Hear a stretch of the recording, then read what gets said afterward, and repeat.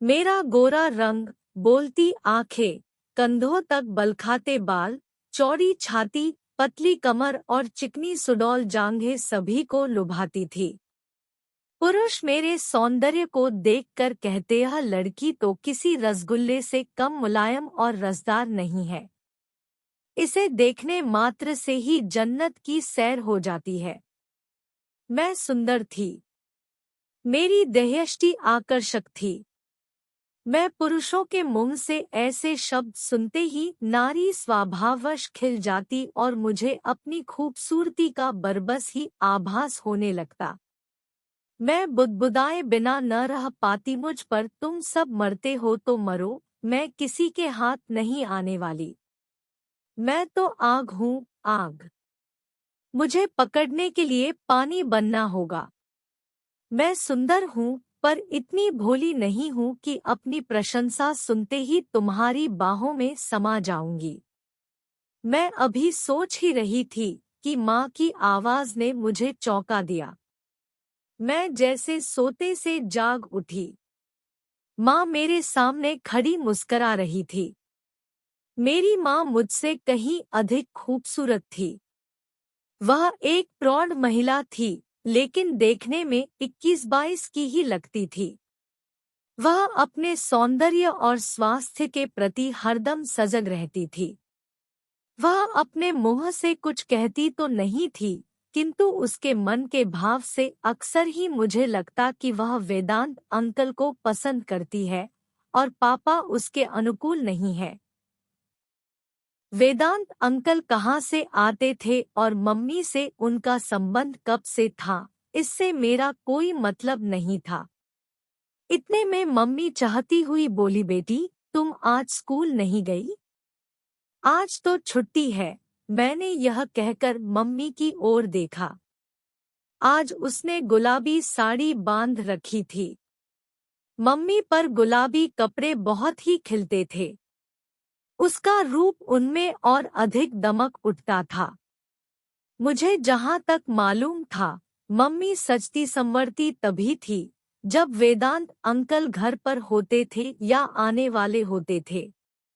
वैसे तो सजना संवरना मम्मी के जीवन का एक अभिन्न हिस्सा था, लेकिन उस दिन वह विशेष रूप से साजिश श्रृंगार करती थी जब वेदांत अंकल घर पर होते।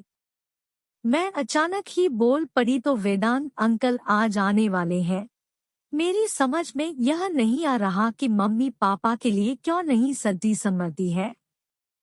शायद माँ के सपनों के राजकुमार पापा नहीं है, वेदांत अंकल ही है। वैसे यह कड़वा सच भी है। वेदांत अंकल पापा से अधिक सुंदर और स्मार्ट है। अपने आप को हमेशा ही सुंदर बनाकर रखते हैं। कपड़े ढंग के पहनते हैं, और पापा तो बिल्कुल ही ढीले ढाले व्यक्ति हैं। एक ही कपड़े को 2-2 रोज तक पहने रहते हैं। शेव तभी बनाते हैं जब खुजली होने लगती है या उन्हें कोई टोक देता है। माँ को तो चुस्त और खूबसूरत पुरुष चाहिए। वेदांत अंकल चुस्त भी है और सुंदर भी है। इसी बीच माँ ने मुझे टोक दिया, यह लड़की तो हमेशा ही कुछ न कुछ सोचती ही रहती है। जा अपनी सहेली माधुरी से मिल आ। वह तुम्हें कल याद कर रही थी।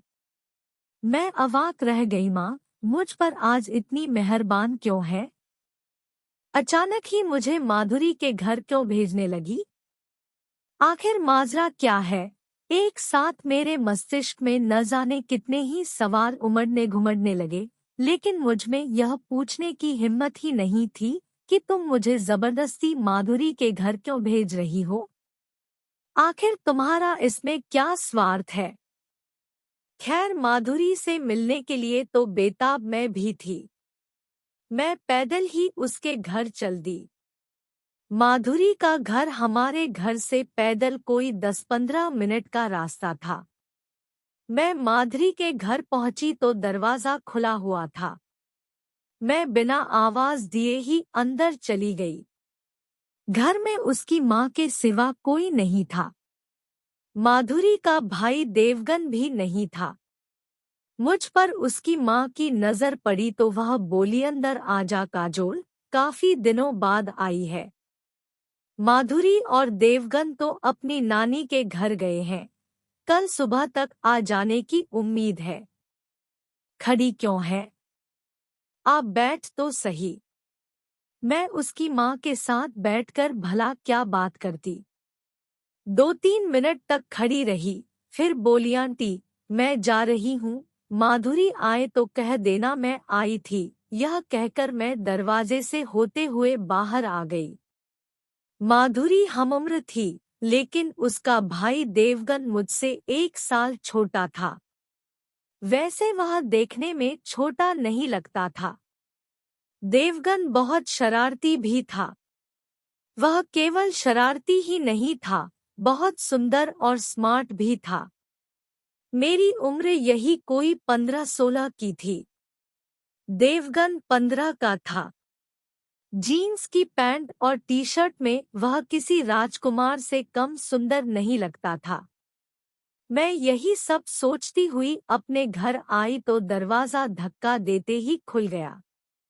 मैं बरामदे से होते हुए मम्मी के बेडरूम के सामने आई तो किसी मर्दाने आवाज को सुनते ही ठिठक गई, पापा तो घर पर है नहीं, 2 दिनों के लिए बाहर गए हैं। फिर यह मर्दानी आवाज कहाँ से आ रही है और यह आवाज किसकी हो सकती है? मैं वहीं खड़ी होकर सोचने लगी कि यह आवाज कहाँ से आ रही है। यह आवाज मम्मी के बेडरूम से आ रही थी। मैंने सोचा शायद पापा आ गए हैं, लेकिन वह तो ऑफिस के काम से गए हैं। काम बीच में ही छोड़कर कैसे आ सकते हैं? मैं यह सोचते सोचते दबे पांव मम्मी के बेडरूम की ओर बढ़ गई। दरवाजे के नजदीक आकर खिड़की की ओर देखा तो खिड़की बंद थी। मैं अंदर झांकना चाहती थी। मेरे मन में वैसे कोई दुर्भावना नहीं थी। मैं तो यह देखने के लिए बेचैन थी कि कहीं पापा तो नहीं आ गए हैं। तभी मेरी निगाह दरवाजे के गोल छेद पर पड़ी। मैं एक आंख बंद कर दूसरी आंख से उस छोटे से गोल छेद में झांकने लगी। अंदर का नज़ार देखकर मुझे अपनी आंखों पर विश्वास नहीं हुआ। मैंने अपनी आंखें मलकर फिर उस गोल छेद से झांका तो वही दृश्य नजर आया। इस बार अविश्वास करने का कोई सवाल ही नहीं था। वेदांत अंकल बिल्कुल ही निर्वस्त्र थे और मम्मी चड्डी बनियान में थी। इस मुद्रा में दोनों ही बहुत खुश थे। एक दूसरे की आंखों में आंखें डाले यूं बैठे थे जैसे एक दूसरे को सम्मोहित कर रहे हों। इतने में मम्मी ने वेदांत अंकल के पेट में गुदगुदी की। वह अनायास ही हंसने लगे और हंसते हंसते ही उन्होंने मम्मी को अपनी गोद में उठाकर बिठा लिया। मम्मी उनके गले में बाहें डालते हुए बोली, तुम्हारी बाहों का स्पर्श बड़ा ही उत्तेजक है। दिगंबर ने तो मुझे कभी ऐसा आनंद दिया ही नहीं। तुम्हारा पति दिगंबर कोई मर्द थोड़े ही है, वह तो भोदू है। न जाने कैसे उसके साथ तुम रहती हो। वेदांत अंकल यह कहकर हंसने लगे। दिगंबर तो एक खंभा है जिसकी आड़ में मैं तुम्हारे साथ रहती हूँ। दिगंबर जैसे पति को उंगलियों पर नचाना मुझे खूब आता है। मम्मी यह कहते कहते काफी आक्रामक हो गई और उसने वेदांत अंकल के गाल को दांतों से काट लिया। वेदांत अंकल भी कहीं चूकने वाले थे। एक हल्की सी सीकार लेते हुए उन्होंने मम्मी को बाहों में समेट लिया, फिर उसके होठों को जोर से भींच लिया। अब कैसा लग रहा है? कैसा क्या लग रहा है? अच्छा लग रहा है। क्या तुम्हें नहीं पता, स्त्रियां दर्द से मिठास चूसती हैं। मम्मी के शब्द यह कहते कहते लड़खड़ा गए। उसकी आंखें बंद हो गई। दोनों एक दूसरे के होंठ ऐसे चूस रहे थे जैसे लॉलीपॉप या आइसक्रीम चाट रहे हों। तभी वेदांत अंकल ने मम्मी को एक हल्की सी थपकी लगाई। इस थपकी के जवाब में मम्मी ने भी उनकी पीठ पर एक हल्की सी चिकोटी काट दी। सेक्स का इतना जीवंत और उत्तेजक दृश्य मैंने पहली बार ही देखा था। मेरा रोम रोम रोमांचित हो उठा। मेरे कपड़े पसीने से नहा गए। मुझे इस खेल को देखने में आनंद भी आ रहा था और घृणा भी हो रही थी।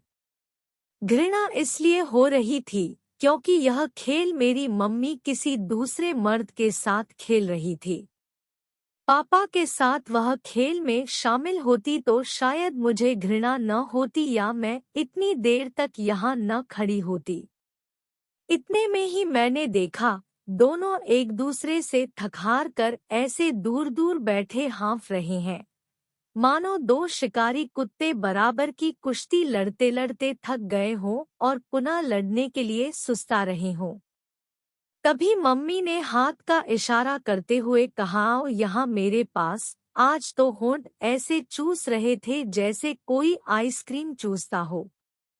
क्या तुम इस मामले में पीछे थी? वेदांत अंकल यह कहकर जाने के लिए उठ खड़े हुए। मम्मी ने उनका हाथ झुककर पकड़ लिया। क्यों? दिल भर गया? अब बस भी करो। काजोल कहीं आ गई तो मुश्किल हो जाएगी। वेदांत अंकल की आवाज में थकान थी, लेकिन मम्मी के चेहरे पर थकान की शिकन तक भी नहीं थी। उसकी आंखों में तो अभी यौनामंत्रण हिलोरे मार रहा था। उसने वेदांत अंकल को खींचकर पलंग पर बिठा दिया। काजोल अपनी सहेली के घर गई है। वह अभी नहीं आने वाली। मेरे शरीर में एक सिहरन-सी दौड़ गई। तुम भी? वेदांत अंकल ने यह कहते कहते मम्मी को बाहों में भींच लिया। लगता है अब कल वाले आसन का इस्तेमाल करना पड़ेगा। करो न, मना किसने किया है? मम्मी यह कहते कहते हंसने लगी। अंकल ने उसको पलंग पर पटक दिया। मम्मी का पूरा शरीर पलंग पर मचल रहा था। अंकल ने हाथ बढ़ाकर टेप रिकॉर्डर ऑन कर दिया। संगीत की धुन बड़ी ही उत्तेजक और दिलकश थी। तभी अचानक ही मुझे छींक आ गई। सारा गुड़गोबर हो गया। मैं हड़बड़ा कर अपने कमरे की ओर भागती चली गई और पलंग पर निढाल पड़ गई। मुझे अपने आप पर बहुत ही खीज आ रही थी। इस नासपीटी छींक को क्या अभी ही आना था? सारा खेल बिगाड़ दिया। इतने में दरवाजा खुलने की भड़ाम की आवाज आई। मैं फटाफट पलंग से उठकर कपड़े बदलने लगी, ताकि मम्मी यह समझे कि मैं माधुरी के घर से अभी अभी आ रही है। इसी बीच मम्मी मेरे कमरे में दाखिल हुई। मैंने देखा, वह काफी भयभीत थी। वह मेरे करीब आकर बोली, कब आई? अभी चली ही तो आ रही हूँ। माधुरी घर पर ही थी? हाँ, घर पर ही थी। मैं इतना कहकर बाथरूम में आ गई और स्वयं को सहज संभालने की कोशिश करने लगी। मुझे डर था कि कहीं मैं माम बेटी के मर्यादित रिश्ते की गरिमा को भूलकर कोई अशोभनीय बात न कर बैलूं। मैं माँ से कोई सवाल करना नहीं चाहती थी, क्योंकि माँ की यह अपनी जिंदगी थी। न जाने किस मजबूरी में वह यह सब कर रही थी। कोई कारण जाने बिना माँ को कुछ कहना मुझे ठीक नहीं लग रहा था। वह पापा से इतनी बड़ी बेवफाई क्यों कर रही थी? यह बात मुझे भीतर ही भीतर कचोट रही थी। मैं शुरू से ही उस विचारधारा की थी, जो भी काम करो खुलेआम करो, किसी से धोखाधड़ी न करो। कोई भी काम बुरा नहीं होता, वह तब बुरा हो जाता है जब वह सबकी नजरों से बचाकर किया जाता है। मम्मी को पापा पसंद नहीं है या वे उसको खुश नहीं रख पाते हैं, तो वह वेदांत अंकल के साथ उन्हें तलाक देकर रह सकती है। ऐसे छुप छुप कर वह जो कर रही है, उससे तो परिवार में गंदगी ही फैल रही है। मैं बाथरूम से कोई 10 मिनट के बाद आई तो मम्मी अपने बेडरूम में थी। वेदांत अंकल जा चुके थे। मैं उनके सामने जानबूझकर नहीं गई थी कि कहीं वह शर्मा न जाए या मम्मी को मुझ पर शक न हो जाए। मैं अपने कमरे में आकर अभी बैठी ही थी कि मम्मी हंसती हुई आकर बोली, काजोल, तुम्हारे वेदांत अंकल आए थे। तुम उनसे मिल भी न सकी। मैंने बेकार ही तुमको माधुरी के घर भेज दिया। आओ मेरे साथ कमरे में। यह कहते कहते मम्मी ने मेरी बाह पकड़ ली और मुझे खींचते हुए अपने कमरे में ले आई। मैंने देखा पलंग पर ढेरों सामान बिखरे पड़े थे, जिनमें ज्यादा मेरे लिए ही थे। मैं सब कुछ भूल भाल कर पलंग पर उछल कर चढ़ गई और अपने दोनों हाथों से कपड़े फैला फैला कर अपने नाप के कपड़े देखने लगी। गुलाबी मिनी स्कर्ट टॉप, जीन्स की टाइट पैंट और लोकट टी शर्ट, आसमानी गाउन और भी न जाने कितनी ही पोशाकें वेदांत अंकल मेरे लिए लाए थे। तभी मम्मी मुस्कुराती हुई बोली, तुम्हें कपड़े पसंद आए? देखा तुम्हारे अंकल कितने अच्छे हैं, तुम्हारा कितना ध्यान रखते हैं। ओ मम्मी, अंकल कितने स्वीट हैं। मैं यह कहती हुई मम्मी के गले से लग गई। मम्मी का चेहरा खिल उठा और मैं किन्हीं ख्यालों में खो गई। लेकिन अंकल यह सब क्यों कर रहे हैं? मम्मी को पापा से हथियाने के लिए? क्या मुझे इन कपड़ों को स्वीकार करना चाहिए? मम्मी शायद इन कपड़ों का लालच दिखाकर मुझे अपने पक्ष में करना चाहती है। वह मुझे अपनी तरफ मिलाकर रखना चाहती है। वेदांत अंकल यह अच्छी तरह जानते हैं कि माँ को हासिल करना है तो बेटी को भी खुश रखना होगा। माँ बिना बेटी के हाथ नहीं आने वाली। कुछ भी हो, मम्मी जब वेदांत अंकल के साथ खुश है तो मुझे क्या हो सकता है?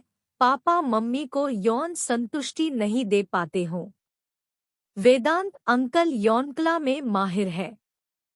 उन्हें यौन जीवन को जीना आता है। माँ को नाखुश करने का या दोषी ठहराने का मेरा कोई हक नहीं बनता है।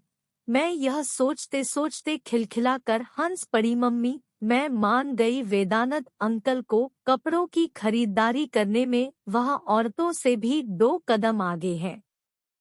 और एक तुम्हारे पापा है जिन्हें कुछ भी नहीं आता। न जाने वह कौन सी मनहूस घड़ी थी कि मैं उनके खूंटे से बांध दी गई। मम्मी यह कहते कहते काफी भावुक हो गई। मैंने देखा उसकी आंखें भीग आई थी। उसके चेहरे पर पापा के प्रति वितृष्णा के भाव पसर आए थे। मैं बोली, मैं तुम्हारे साथ हूँ माँ। तुम क्यों अपना मन दुखी करती हो? पापा को जैसे जीना है वैसे उन्हें जीने दो और तुम्हें जैसे जीना है वैसे जियो। मेरे यह कहते कहते उसने मुझे गले से लगा लिया। मुझे इस बात का कहाँ बोध था कि पति पत्नी के जीवन की राहें अलग अलग हो जाती है तो उनकी संतान त्रिशंकुशी बन जाती है, तो उसका हित कोई नहीं सोचता। मैं सोच रही थी पापा बाहर जाकर क्या करते हैं, यह किसी ने भी तो नहीं देखा है। हो सकता है उनका भी किसी पास से संबंध हो। मम्मी के संबंध के बारे में मुझे इसलिए पता है क्योंकि मम्मी के साथ मैं रह रही हूँ। हो सकता है पापा मम्मी से भी 2 कदम आगे हों। मैं केवल मम्मी को ही बुरा क्यों मानूं? पापा भी तो बुरे हो सकते हैं। मैं यह सोचते सोचते ही अपने कमरे में आ गई।